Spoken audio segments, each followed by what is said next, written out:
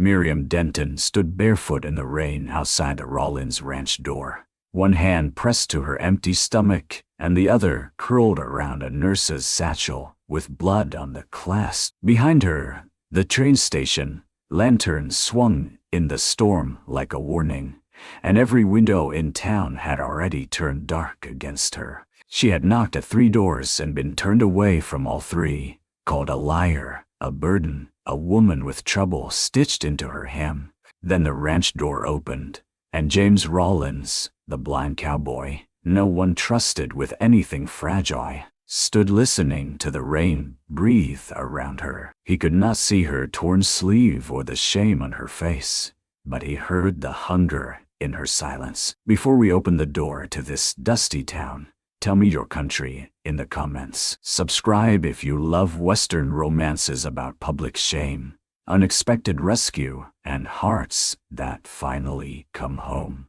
Rain had turned the station road into black paste by the time Miriam Denton reached the last ranch door on the east side of Willow Creek. Her shoes were gone.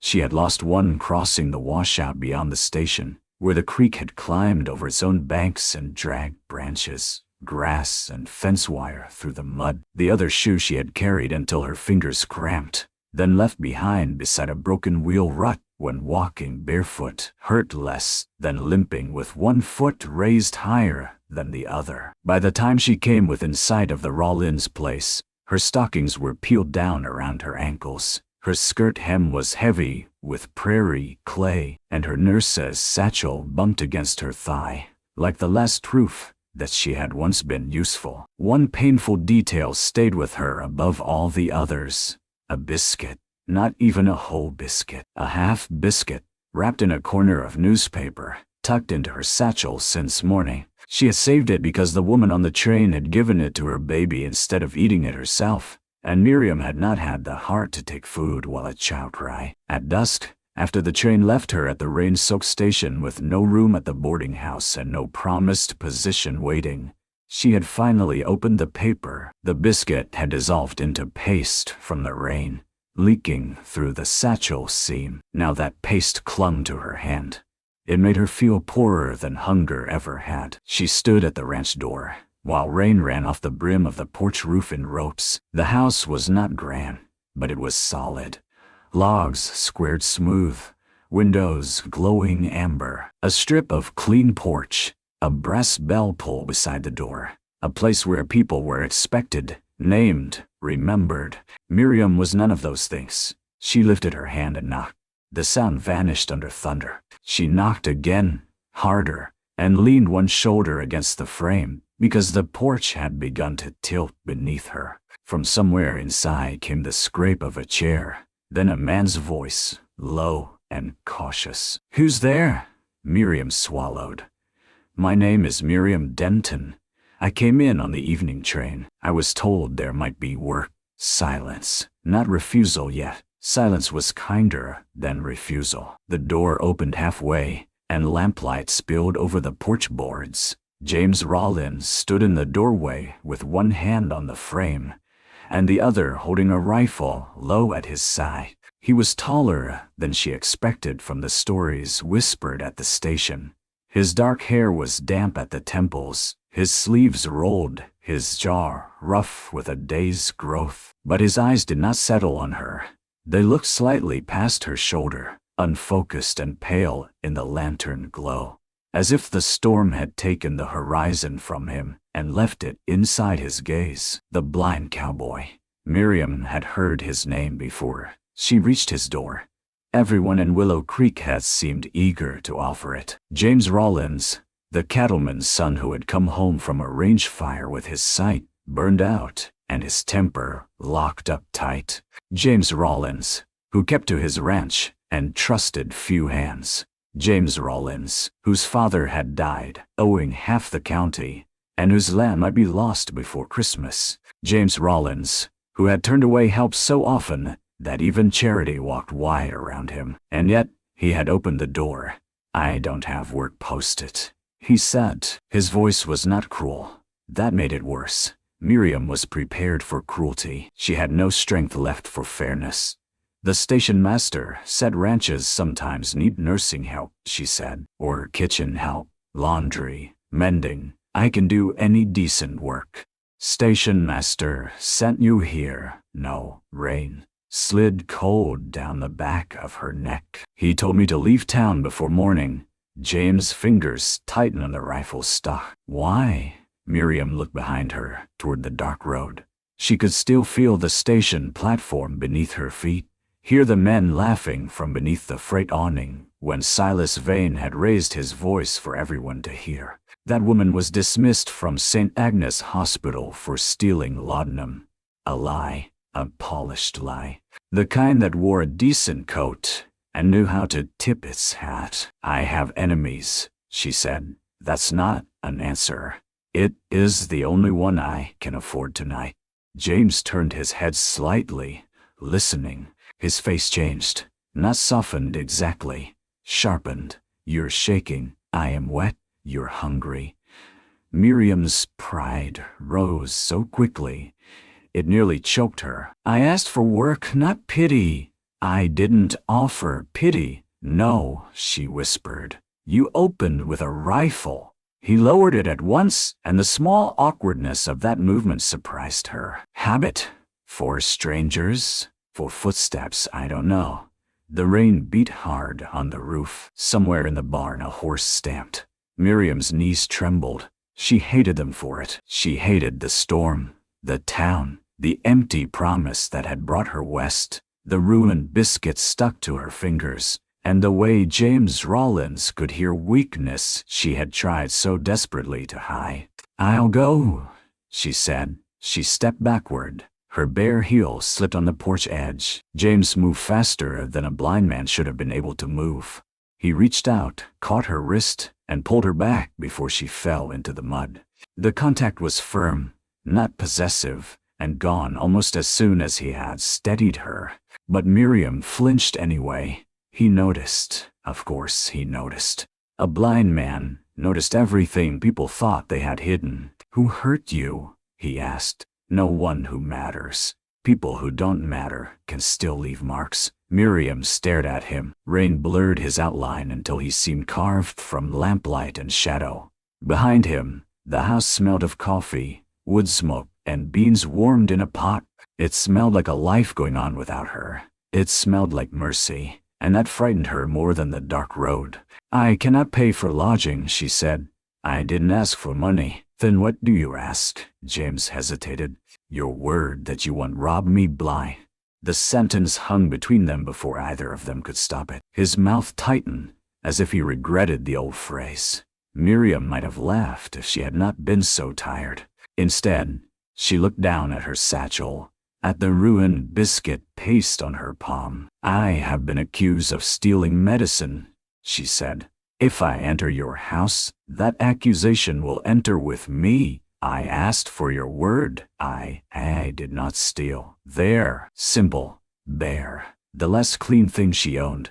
James stepped aside.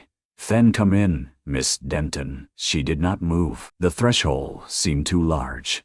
Crossing it meant more than warmth. It meant risking another person's roof, another person's judgment, another place from which she could be cast out before dawn.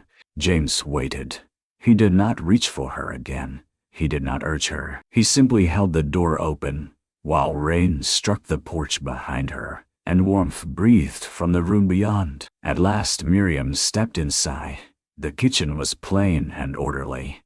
A stove glowed red at the belly. A table stood near the window with one chair pulled out. A tin cup sat beside a folded cloth. Everything had a place, as if the house had learned to guide the man who lived there. James closed the door.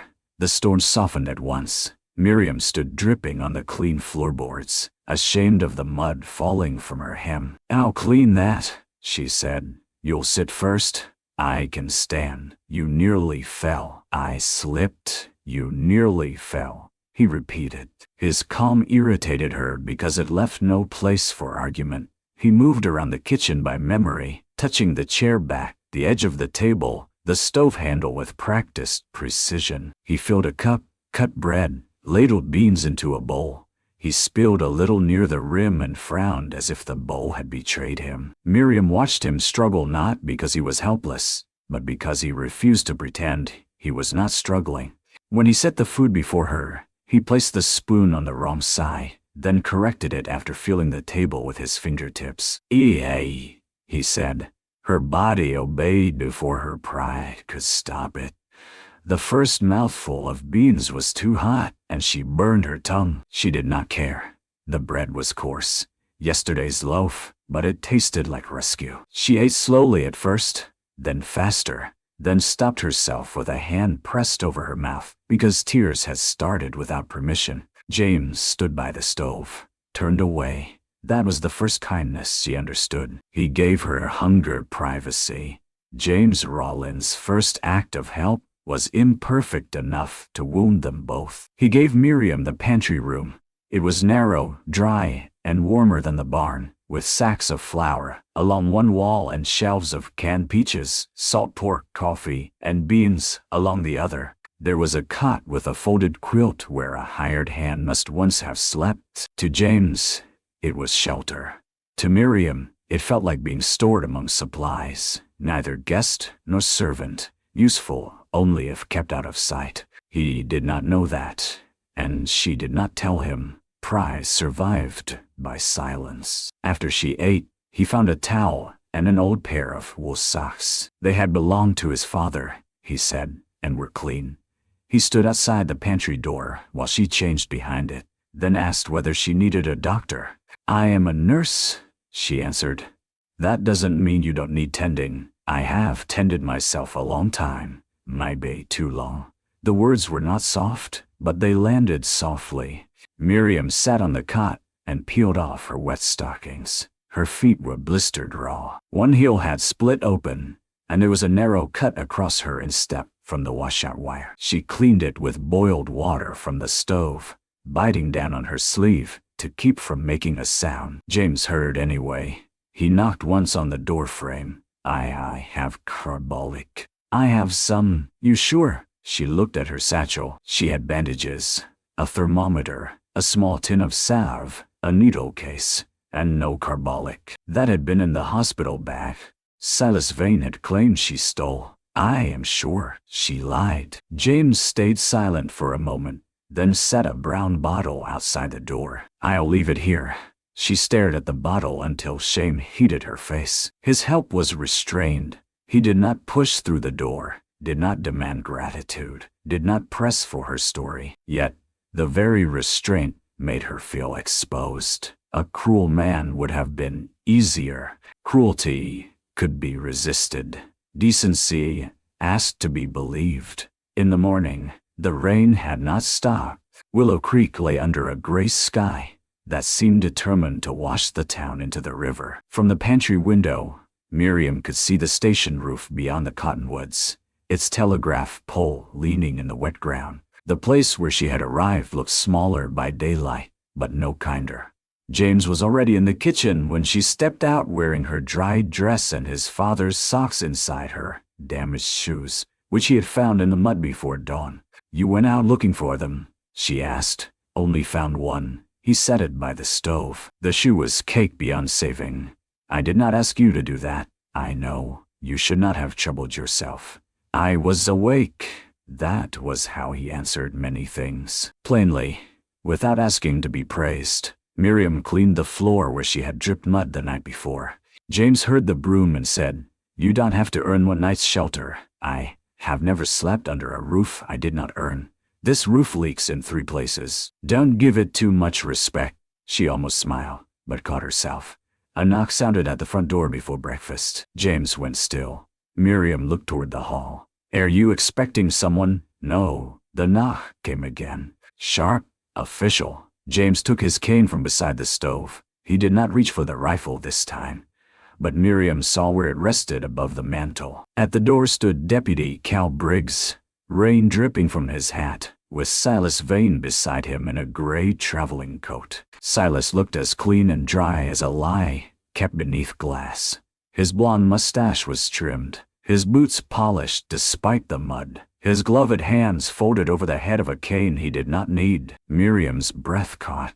James stood in the doorway, blocking most of the view inside. "Morning, Rollins," the deputy said. "Sorry to bother you. We're looking for a woman came in last night. Miriam Denton." James' head turned slightly. "Why?" Silas answered before the deputy could. "For her own protection and the protection of others. Miss Denton left her former post under grave suspicion. She is unstable when cornered." Miriam stepped into the hall without meaning to. Silas' eyes found her at once. There it was, the small satisfied lift of his brow. He had known she would be desperate. He had counted on it. "Miriam," he said gently, for James' benefit, "you frightened us. You followed me. I came to retrieve what belongs to the hospital. I took nothing." Silas sighed. "The laudanum records say otherwise." James did not move. "Deputy, you got a warrant." Cal Briggs shifted. "Not exactly. Mr. Vane here says." "I heard what he says." Silas' face cooled. "Mr. Rollins, you might not understand the seriousness of sheltering a woman of doubtful character. I understand sheltering a hungry woman in a storm. She is not your concern. She knocked on my door, and now I am asking you to release her into proper custody." Miriam felt the pantry walls around her, though she stood in the open hall. Proper custody. That was what men called a locked room, when a woman had no witness. James' fingers tightened around his cane. "Miss Denton," he said, without turning, "did you ask this man to come for you?" "No." "Do you owe him money?" "No." "Are you under arrest?" Deputy Briggs cleared his throat. "Not yet." James nodded once. "Then she stays if she chooses." The words should have warmed her. Instead, they frightened her. Stays if she chooses meant the choice was hers, and if trouble came from it, so was the blame. Silas leaned closer, lowering his voice. "A blind rancher with debts should be careful. Reputations are expensive things to lose." James smiled then, but there was no humor in it. "Mine was spent years ago." The deputy looked uncomfortable. "Rollins, maybe bring her down for questioning later. Just to settle things." "I'll bring her when the road's clear," James said. Silas looked past him at Miriam. "You always did prefer hiding behind wounded men." Her face burned. James heard the change in her breathing. "That's enough." Silas tipped his hat. "For now." When the door closed, the house seemed too quiet. Miriam stood with her hands clenched. "You should not have done that." "Done what?" "Spoken for me." "I asked your choice. You spoke before I knew what choosing would cost." James turned toward her voice. "Then, tell me now, do you want to leave with him?" "No." Do you want to leave my house?" She looked toward the rain-blurred window. "I do not want to bring ruin to another door.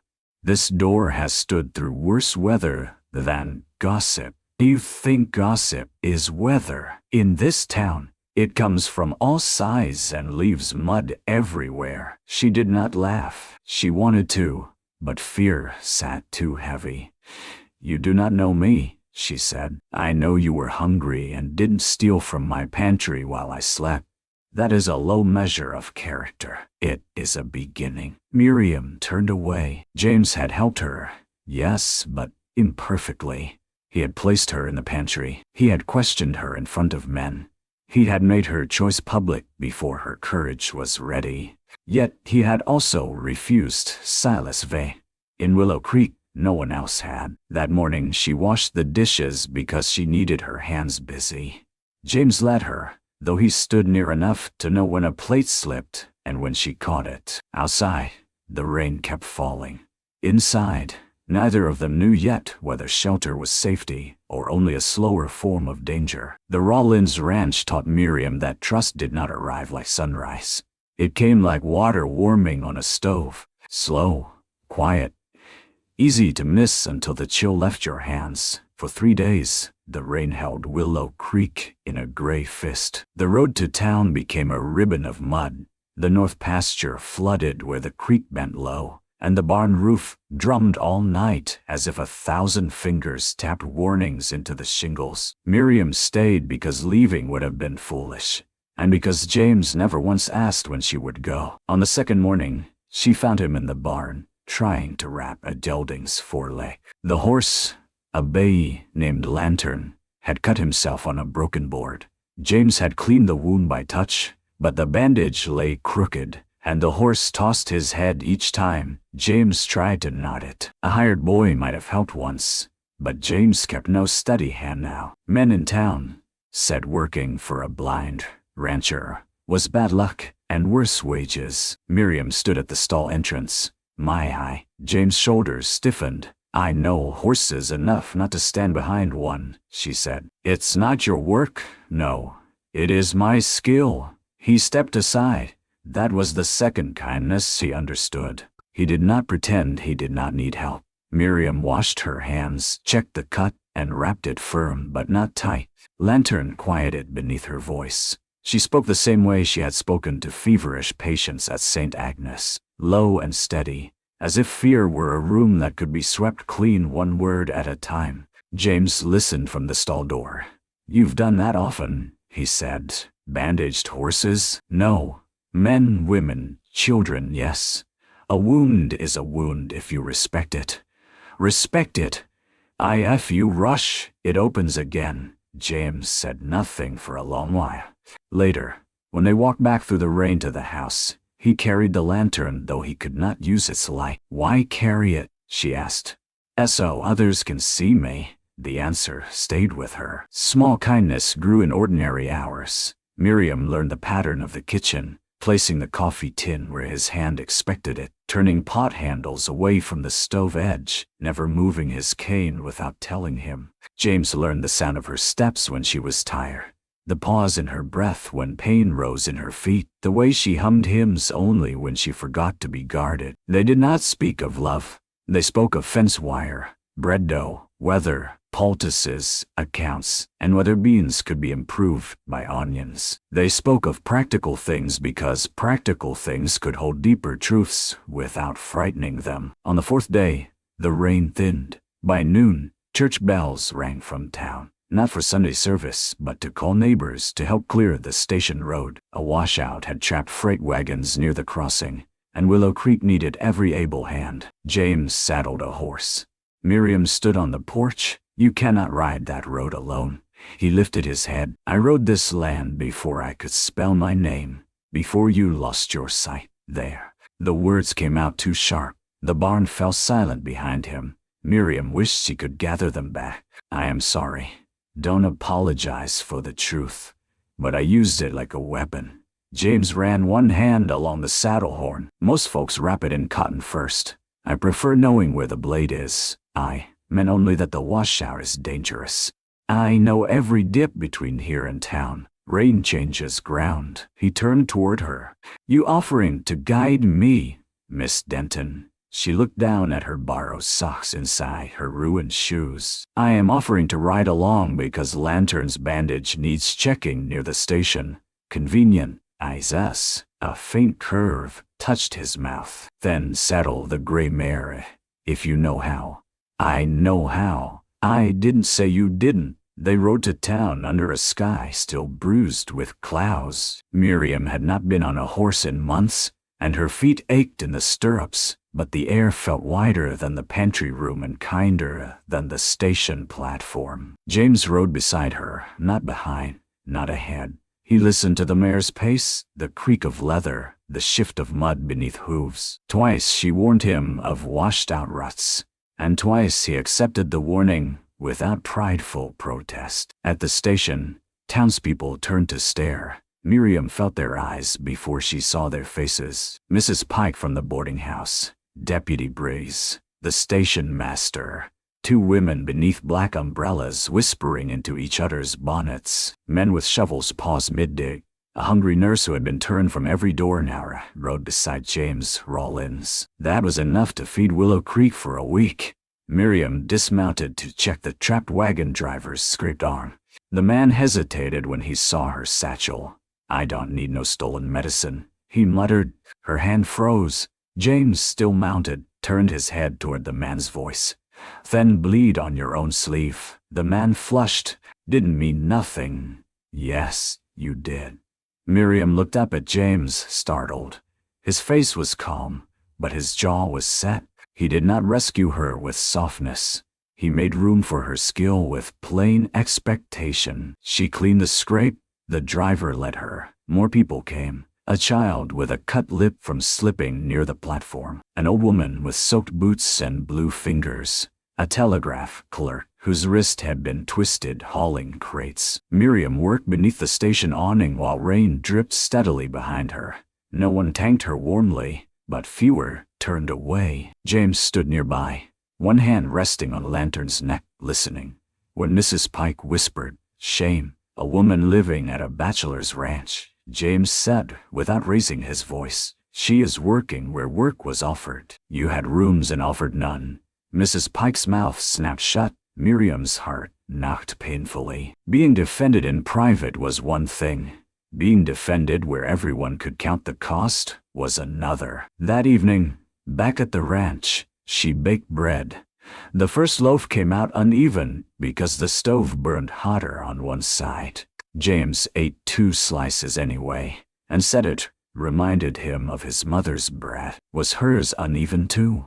Miriam asked. No, but she always looked pleased when people ate. Miriam turned away to hide the sudden ache in her face. In the days that followed, life took on a fragile rhythm. She tended lantern. She mended James' shirts. She cleaned the pantry room until it felt less like storage and more like a place where a woman might sleep without listening for footsteps.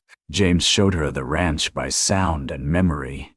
The well rope that squealed when the bucket neared top, the cottonwood where meadowlarks nested, the loose porch board that complained in winter, the barn cat that stole eggs but kept mice from the grain. One evening, as prairie wind moved through the open window and a train whistle called far off in the dusk, Miriam found James sitting at the kitchen table with account papers spread beneath his hands. He could not read them. He touched the pages as if touch alone might make numbers rise. "Would you like me to read those?" she asked. No, she started to step away. Then he said, "Yes." It cost him. She heard it. Miriam sat across from him and read each debt aloud. Fee store, blacksmith, bank interest, repair note, doctor's bill from Denver, years past. The ranch was not merely struggling, it was cornered.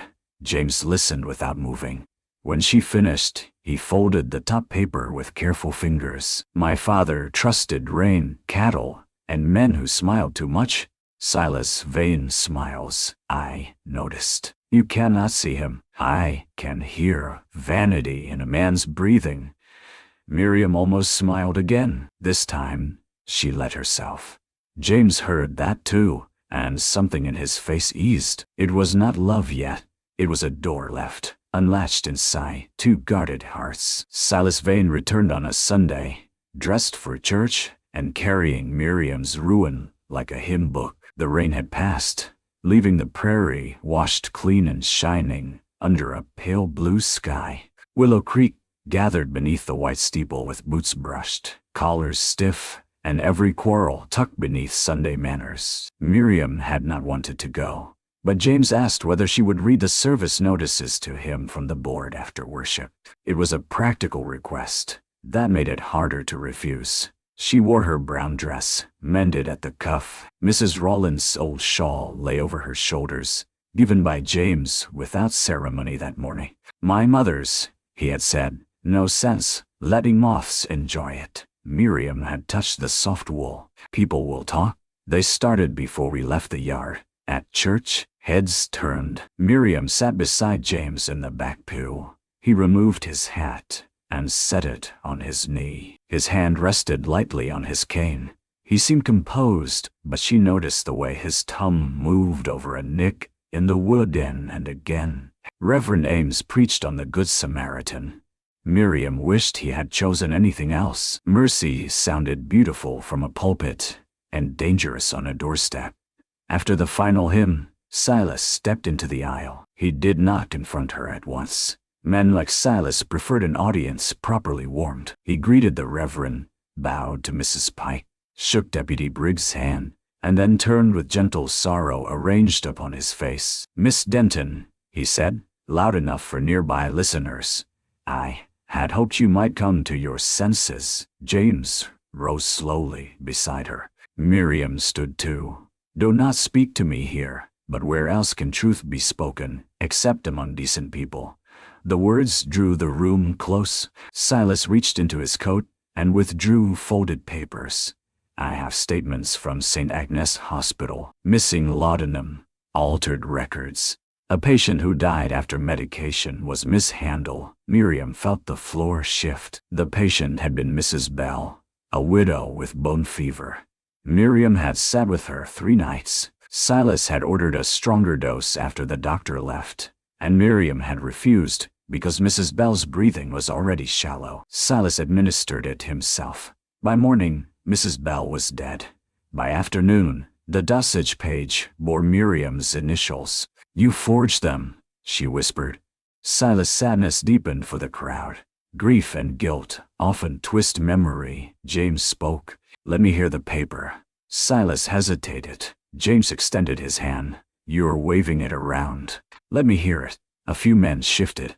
The Reverend looked uneasy. Silas handed the papers to Deputy Briggs instead. Perhaps the law should read them. Miriam's hands had gone cold. James leaned toward her, not touching. "Breathe." "I am." "No, you're surviving." "Breathe." The difference undid her more than Silas' accusation. Deputy Briggs scanned the papers. "Looks official." "They are official," Silas said. Miriam lifted her chin. "Then ask St. Agnes for the original ledger." "It burned," Silas replied. There it was, his prepared answer. Smooth, complete. A murmur moved through the church. James' voice cut through it. "Convenient fire." Silas turned toward him. "Mr. Rawlins, your sympathy is understandable. A man deprived of sight might be vulnerable to manipulation." The room went still. Miriam saw James' face close like a shutter. Silas had found the hidden grief and pressed it with a gloved finger. "You know nothing about my sight," James said. "I know tragedy can make a man desperate for companionship." Miriam stepped forward before James could answer. "Enough," Silas smiled faintly. Still defending wounded men, her shame burned away, leaving anger clean and bright. "I defended Mrs. Bell when you gave her too much laudanum. I defended myself when you tried to put your hand on my waist in the medicine room. I defended the truth when you told the matron I was unfit because I would not be grateful for your attention." Gasps rose. Silas' face changed for the first time. "Not much, just enough." "Miriam," he said softly, dangerously, "be careful." James turned his head toward the sound. It was the first time Miriam saw something like fear cross his face. Not fear of Silas, fear from somewhere older. Later, she learned why. They left the church before the final handshakes. James walked stiffly to the wagon, refusing help from anyone. Miriam climbed beside him, heart pounding from what she had said and what it might cost. They rode halfway home in silence. Then James pulled the team to a stop beneath the cottonwoods. "I need to tell you something," he said. The wind moved through wet leaves overhead. Miriam waited. "The fire that took my sight was in the south barn 3 years ago, middle of August, dry as gunpowder. We had 20 horses inside because a storm was coming. Lightning hit the high loft, or so folks said. Was it not lightning? No." His hands tightened on the reins. "My younger brother, Thomas, had been drinking with ranch hands. He dropped a lantern. I heard the horses screaming and went in." Miriam's throat tightened. "I got 12 out. Thomas went back for a mare. Beam came down. I found him by sound." James swallowed. "I dragged him out, but my eyes were burned before I cleared the door. He lived 2 hours. I am sorry. He asked me not to tell Pa had caused it. Pa was already half broken from debt, so I let the town call it lightning. That was mercy. That was pride." His voice roughened. "Insurance would have paid on lightning. It paid nothing for negligence. Pa borrowed more, sold breeding stock, died trying to rebuild what we had already lost. I protected my brother's name and ruined my father's ranch. Miriam looked at him, at the man who moved through his house by memory, because the past had taken the light and left him with guilt for company. James, Silas is right about one thing. Wounded men can be desperate. I didn't let you in only because you were hungry. She stilled. He turned toward her, blind eyes searching the dark behind his own face. I let you in because when you knocked, I heard someone outside a door the way Thomas sounded inside that barn. Past saving, unless somebody moved. Miriam's eyes filled. That is not desperation, she said. That is remembering pain and refusing to worship it. He gave a short, humorless breath. You make it sound noble. No, I make it sound human. The wind shifted. Far off, a train whistle rose, lonely and thin. James bowed his head. Miriam did not touch him. She wanted to, but she had learned the mercy of not reaching before permission. Instead, she sat beside him under the cottonwoods until his breathing steadied. Trust warmed another degree that day, not because they had been spared shame, because they had shown each other where shame lived. The public choice came with thunder, not rain at first, just thunder rolling over the prairie 2 weeks after Silas Vane read his accusations in church. By then, Willow Creek had chosen sides in the careful way towns do, with no one admitting they had chosen at all. Some still crossed the street when Miriam came with James to the feed store. Others brought small injuries to the ranch after dark, pretending they had been passing by. Mrs. Pike no longer spoke her name, but the telegraph clerk tipped his hat.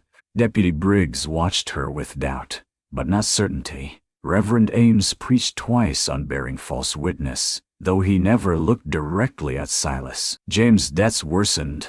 The banknote came due early, called in by Mr. Harlan, who had recently been seen dining with Silas at the hotel. If payment was not made by Friday, the Rollins ranch would be auctioned. Land, house, cattle, horses, tools, and all. Miriam found the notice folded on the kitchen table. James stood by the stove, listening to the silence after she read it. I can leave, she said. No, if the town believes sheltering me damaged your standing. My standing didn't buy this ranch, and it won't save it. I have a little money in Denver. Not much. Wages owed if they have not been withheld. I could wire. No, the refusal was sharp. Miriam flinched. James heard it and closed his eyes as if pain had crossed his own face. I'm sorry. You need money. I need many things. I won't take the last coins from a woman who arrived hungry at my door. Do not make my hunger the whole of me. He turned toward her. The room held still. Miriam's voice trembled, but she did not stop. I know what it is to be helped until help becomes a chain. I know what it is to have men decide whether I am pure enough to work, poor enough to pity, grateful enough to touch, quiet enough to keep. Do not put me on a shelf marked saved. I am standing here. Let me choose too. James' face changed. Slowly, he nodded. What do you choose? He asked. I choose to help protect the home that protected me. The public choice began at the station. Miriam rode into town alone the next morning because James was repairing a broken gate before the storm arrived. In her satchel, she carried a letter written to the matron of St. Agnes, one to the hospital board, and one to a doctor who had respected her before Silas poisoned her name. She had no proof yet, only truth, and truth often arrived poorly dressed. At the telegraph office, Silas waited. He stood beside the counter as if he owned the wire. Sending for rescue? He asked. Miriam kept her hand on the satchel. Sending for records. Records burn. People remember. People can be persuaded. She said. I know. His eyes narrowed. The telegraph clerk, young Mr. Fenn, looked between them. Miss Denton, I can send whatever you need. Silas laid a coin on the counter. Perhaps you should step outside a moment, Fenn. The clerk did not move. Miriam saw his fear and appreciated his effort. But Silas had built much of his life on other people's fear. He leaned closer to her. "You should have left on the morning train," he said under his breath. "Now you will watch that blind cowboy lose his land because he mistook you for a saint." Miriam's pulse beat hard. "And you mistook hunger for helplessness." She handed the telegram to Mr. Fenn. Then the thunder cracked. Rain fell before noon, hard, sudden, the kind that arrest roads and turned plans into mud. By afternoon, a eastbound train screamed into the station carrying passengers who expected a dry platform and found chaos. A trestle beyond Willow Creek had been damaged by runoff, and the train would not move until inspected. Families crowded the station. Freight men shouted. Horses spooked. Lightning struck somewhere, close enough to shake dust from the rafters. Then a child fell beneath a wagon team. Miriam heard the scream from the mercantile. She ran. A little boy lay near the station ramp, leg twisted, blood bright against rainwater. His mother knelt beside him, sobbing. Men shouted contradictory orders. Someone yelled for Doc Avery, but the doctor was 6 miles out tending a birth. Miriam dropped to her knees in the mud. "Give me room." The mother looked up, saw her, and hesitated. Silas' voice cut through the rain. "Do not let her touch him." The world narrowed. Miriam's hands hovered above the child. She could stop the bleeding. She could splint the leg.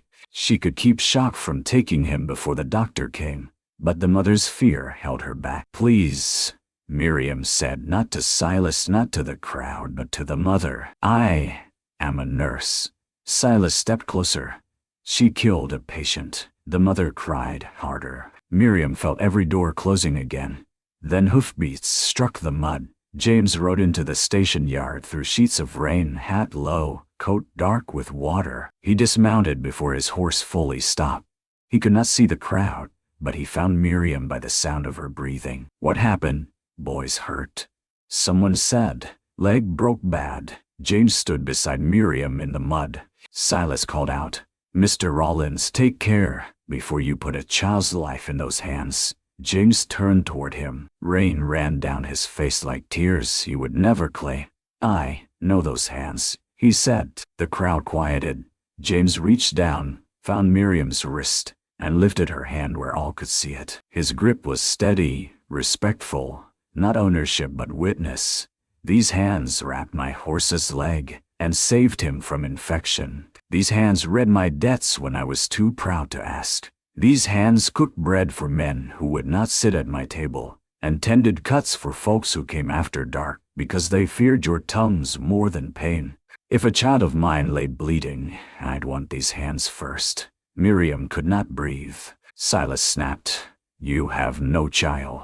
"No," James said, "but I know what it is to hear someone trapped and lose time because men argue over blame." The words carried. Deputy Briggs stepped forward, rain dripping from his mustache. He looked at the mother. "Ma'am, Doc Avery ain't here," the boy whimpered. His mother seized Miriam's sleeve. "Help him." Miriam moved. Everything became clear. Pressure above the wound. Clean cloth. Gentle voice. "Check breathing. Keep him warm. Do not let the bone shift." She gave orders, and people obeyed because James stood in the rain beside her, because the child needed her, because truth sometimes required a body to kneel in mud where everyone could see. She worked until the bleeding slowed. The boy's name was Eli. He clutched her finger and whispered for his mother. Miriam smiled through rain and told him she was right there. When Doc Avery finally arrived, he checked the splint and looked at Miriam with tired, honest eyes. "Who said this?" "I did," she said. He nodded. "Good work." 2 words. They struck the town harder than thunder. Silas turned to leave, but Deputy Briggs stopped him. "Mr. Vane," the deputy said, "I think we ought to talk about those wreckers." Silas smiled coldly. "On what charge?" A voice came from the station doorway. "Forgery, my bay." Mr. Fenn held a telegram in his hand. His face was pale with excitement. "Reply from Denver. St. Agnes matron says Miriam Denton was dismissed without board hearing. after objecting to Mr. Vane's dosage record. Says original death ledger did not burn. It was removed. Dr. Hadley is willing to testify. The crowd shifted like a field in wind. Silas lunged for the telegram. James moved first. He did not see Silas' hand, but he heard the rush of his coat and stepped into him with the force of a man who had spent 3 years learning the shape of darkness. Silas slipped in the mud, caught himself, and found Deputy Briggs' revolver drawn. "Thought's enough," the deputy said. Miriam remained kneeling beside the child, shaking now that the danger had passed. James crouched near her. "Is the boy safe?" he asked. "For now. Are you?" She looked at him. Around them stood the town that had shamed her, doubted her, needed her, and now watched her as if seeing a person emerge from beneath a rumor. "No," she said honestly, "but I'm not alone." James' hand rested in the mud between them, close but not touching. She placed her muddy fingers over his. The choice had been public. The proof had been action. And the rain, which had once delivered her starving to his door, now washed the lie from the town street. By Friday morning, Willow Creek knew the truth. Not all of it, because truth never travels as fast as gossip or as neatly, but enough. Silas Vane had served as hospital clerk at St. Agnes and had altered dosage records after Mrs. Bell's death. Dr. Hadley's telegram confirmed that Miriam had questioned the order. The matron admitted Miriam had been dismissed under pressure, not proof. A second wire revealed that laudanum had gone missing from more than one ward after Miriam left, and suspicion had finally turned where it belonged. Deputy Briggs held Silas at the jail until a marshal could escort him east. People came to the Rollins ranch in ones and twos after that. The first was Mr. Fenn, bringing a sack of coffee and pretending it was extra from the station stores. Then Mrs. Pike arrived with clean sheets and eyes red from cry, though she spoke stiffly enough to keep pride standing. "I had rooms," she said to Miriam on the porch.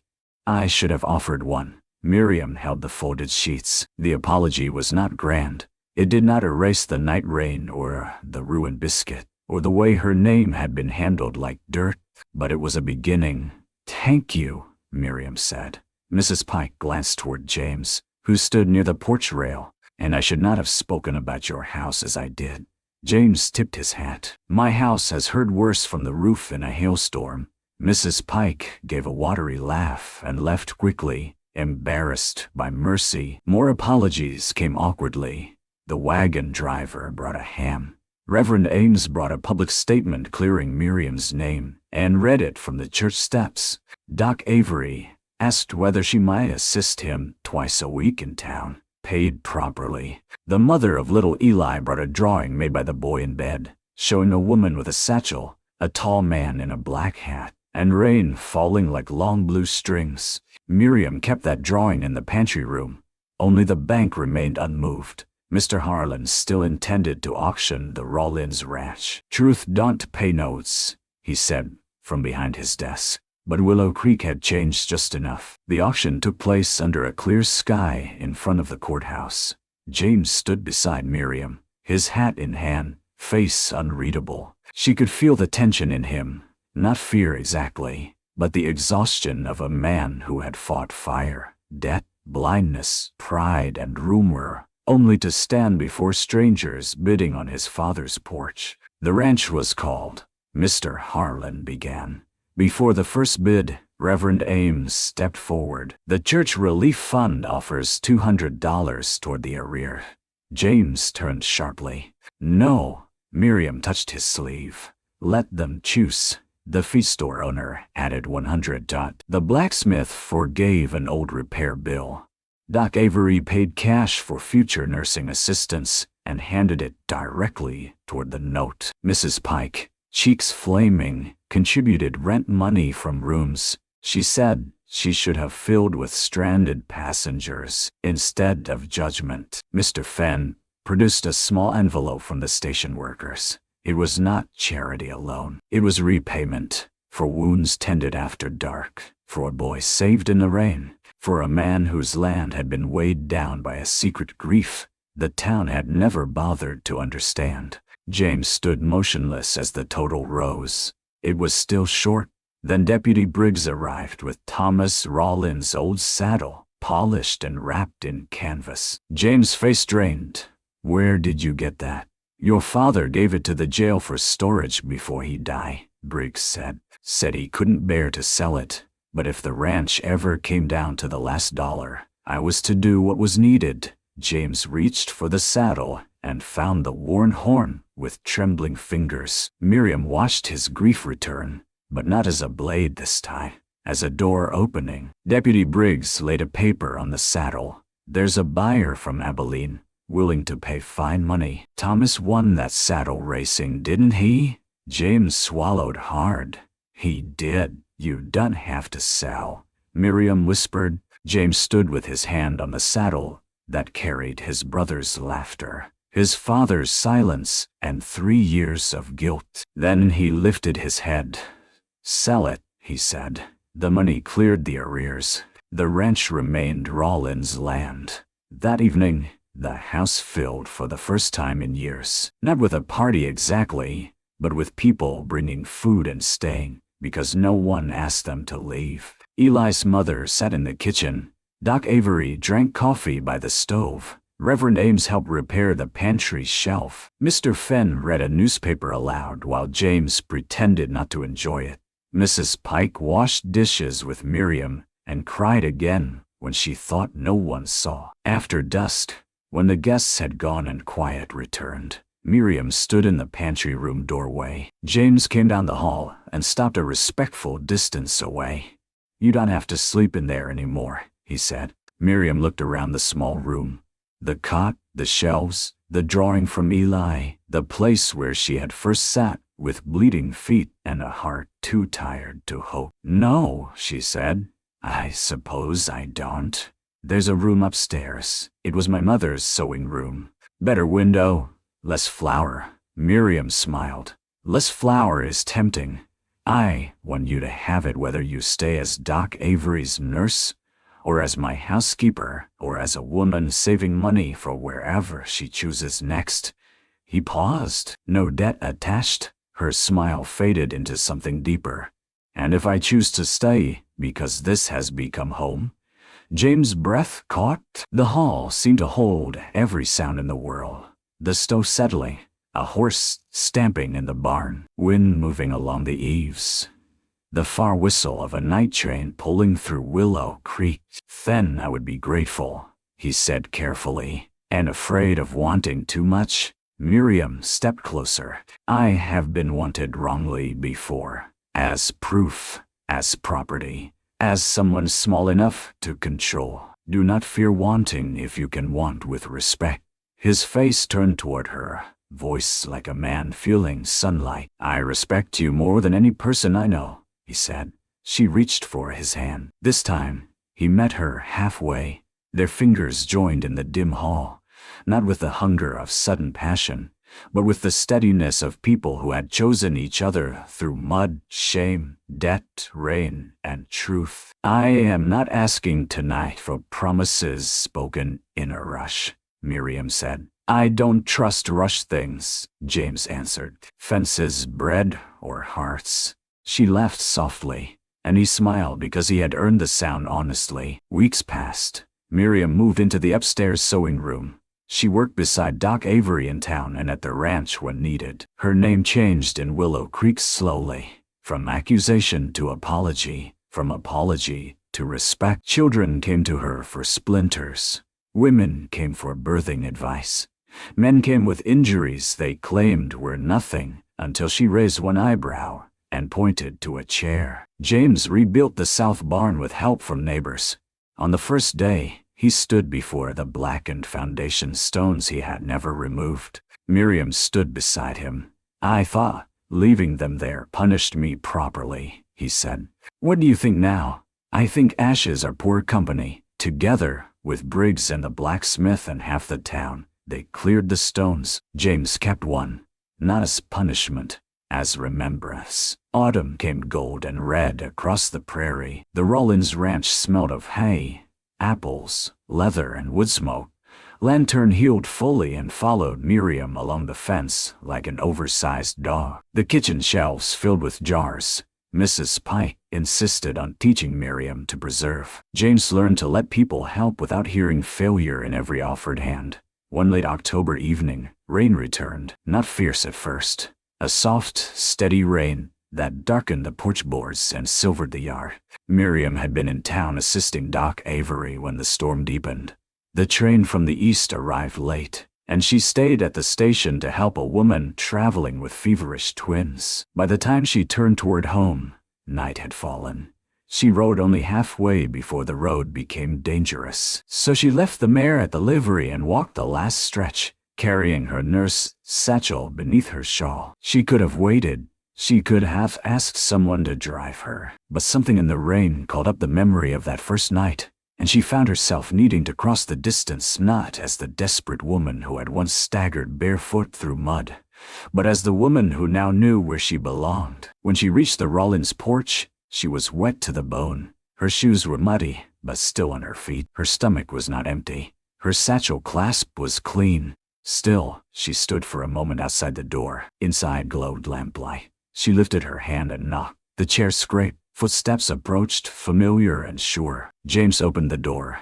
He stood just as he had that first night. One hand on the frame, lamplight behind him, blind eyes turned toward the rain. But there was no rifle in his hand now. Only a folded towel. I wondered when the station would let you go, he said. Miriam smiled through rainwater. A hungry nurse has knocked at your ranch door. His face softened. Is she asking for work or pity? Neither. What then? She stepped closer to the threshold, heart full enough to ache. Home, she said. James held out his hand. Come in, Miriam. She crossed the threshold into warmth. He wrapped the towel around her shoulders, and this time, she did not flinch. The kitchen smelled of coffee, bread, and beans, warmed in a pot. On the table lay 2 cups, 2 plates, and the account book she now read with him every Friday. By the stove sat the old brown bottle of carbolic, kept not because they needed it, but because it reminded them that help could be offered without forcing the door. Miriam looked at the table, the fire, the man beside her. I love you, James Rollins, she said. He went still. Then he bowed his head until his forehead touched her damp hair. I loved you before I knew the name for it, he whispered. But I waited because you deserved a choice that didn't come from hunger. Tears warmed her eyes. Outside, rain tapped the roof with gentle fingers. The station whistle sounded far away, no longer lonely but familiar, part of the world that had brought her to this door, and then taught her she could enter without shame. In spring, they married beneath the cottonwoods. Willow Creek came dressed in its best. Eli carried the rings with a limp he was proud of surviving. Mrs. Pike cried openly and denied nothing. Deputy Briggs stood beside James. Doc Avery walked Miriam forward, not to give her away as property, but to honor the road she had walked herself. James wore a dark suit and touched the cuff twice to be sure it sat straight. Miriam wore a simple cream dress with Mrs. Rollins' shawl over her shoulders. When she reached him, he did not ask whether she was there. He knew her steps. Reverend Ames spoke of love as patience, as kindness, as truth, standing in public after shame has had its say. Miriam listened with her hand in James and thought of a ruined biscuit, a muddy porch, a pantry cot, a child bleeding in the rain, a saddle sold for mercy, and a blind cowboy who had heard hunger in silence and opened the door. When the vows were done, James leaned close. Are you smiling? He whispered. I thought so. How? I can hear it. She laughed, and the town heard it too. Years later, when storms rolled over Willow Creek and trains cried at the station, people would still tell the story of the hungry nurse who knocked at the Rollins ranch door in the rain and the blind cowboy who let her in. Some told it as a romance. Some told it as a warning against gossip. Some told it to children as proof that a person's worst night was not the end of their name. But Miriam knew the truest version. A door had opened. not into easy love, not into instant rescue, into work, fear, apology, sacrifice, and the slow courage of being seen without being looked at. And every time Rain touched the porch roof, James would reach for her hand across the kitchen table, and Miriam would take it, knowing they had both come home through the storm.